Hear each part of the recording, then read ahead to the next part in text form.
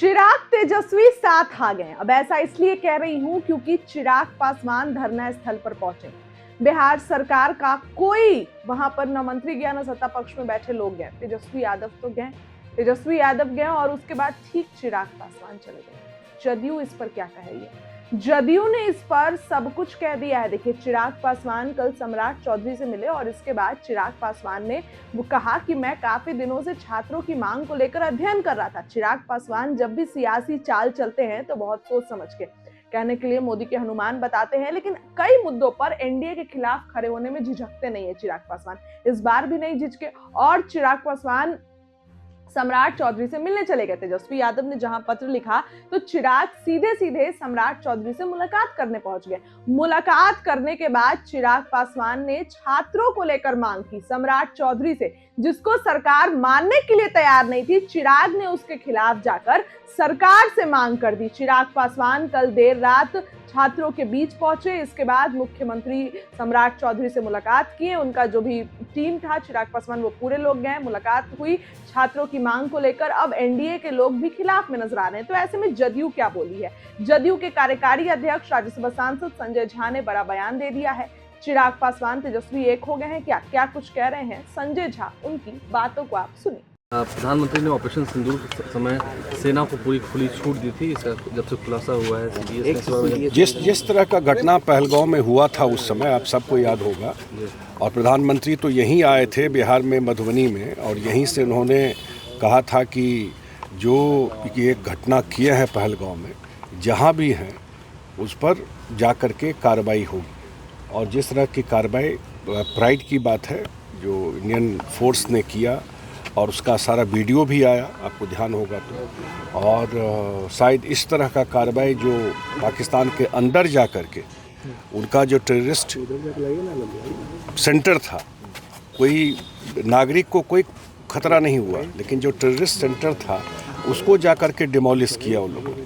तो ये बड़ा ही प्राइड का बात था देश के लिए, और एक मैसेज भी देश में गया कि इस तरह की घटना होगी तो एक फ्री हैंड है इंडिया, कोई भी अनप्रिडिक्टेबल ये है। इंडिया को आप इस तरह से नहीं देख सकते हैं कि इस तरह के कार्रवाई में सिर्फ बातचीत करेंगे, डॉसियर भेजेंगे,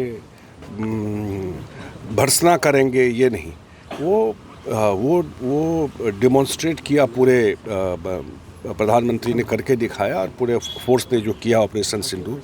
और आपको ध्यान होगा कि दुनिया भर में भेजा गया मेंबर ऑफ पार्लियामेंट को। मैं भी एक डेलीगेशन को लीड कर रहा था ऑपरेशन सिंदूर के बाद, और सब लोगों ने अप्रिशिएट किया कि जो पाकिस्तान का आतंकवादी एक्टिविटी और पूरा जो कैंप लगा करके ट्रेनिंग दे के भेजता है, ये जानकारी में लोगों को गई, और इंडिया के स्टैंड को सब ने इंडोर्स किया इस चीज़। एक बिहार में सवाल ये है, जो शिक्षक अभ्यर्थी इस तरह से बैठे हुए धरने पर, और कल चिराग पासवान ने भी इसको लेकर मुख्यमंत्री से मुलाकात की थी, कैसे देख रहे हैं? क्योंकि उनकी मांग है कि एग्जाम का पैटर्न सडनली चेंज कर दिया गया। सर, इतने आक्रोशित क्यों हैं लोग? और जगह सर इस तरह की स्थिति नहीं, आक्रोशित की बात नहीं है। भाई, कोई भी इशू रहता है तो स्वाभाविक है सरकार से लोग मांग करेगा, और सरकार जरूर उसको निरपेक्ष रूप से देखती है कि क्या सही है क्या गलत है।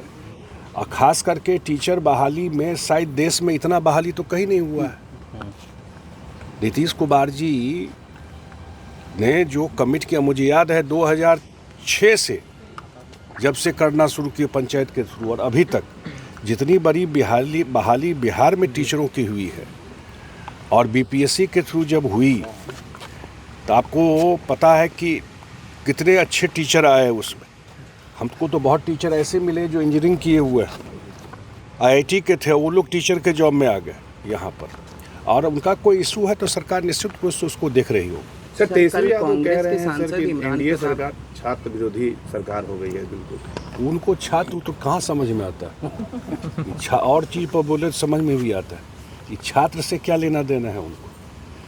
ये सरकार छात्रों के लिए, उसके अगर उसके इतिहास में जाइएगा, जितना ड्रॉप आउट्स स्कूल से बच्चे जाए, लड़कियां जाए, नीतीश जी तो हिस्ट्री क्रिएट कर दिए।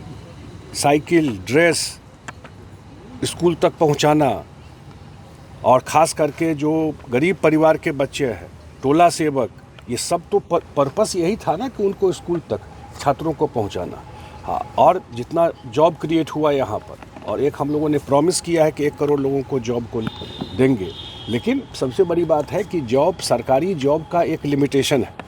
अब जिस तरह से सरकार यहाँ पर इन्वेस्टमेंट का प्लान कर रही है, इन्वेस्टमेंट आ रहा है, या आने वाले समय में दिखाई पड़ेगा, तो बहुत सारा जॉब यहाँ पे क्रिएट होगा। मुझे व्यक्तिगत रूप से लगता है कि आने वाले 5 साल में जो बहुत सारे जो बिहार के लोग जो अब ट्रेंड हैं देश भर में, बहुत सारे लोग आने वाले समय में यहाँ जो इंडस्ट्री आएगी वो लोग यहाँ भी काम करने के लिए रिवर्स माइग्रेशन होगा। फरक्का वाले पर आप लोग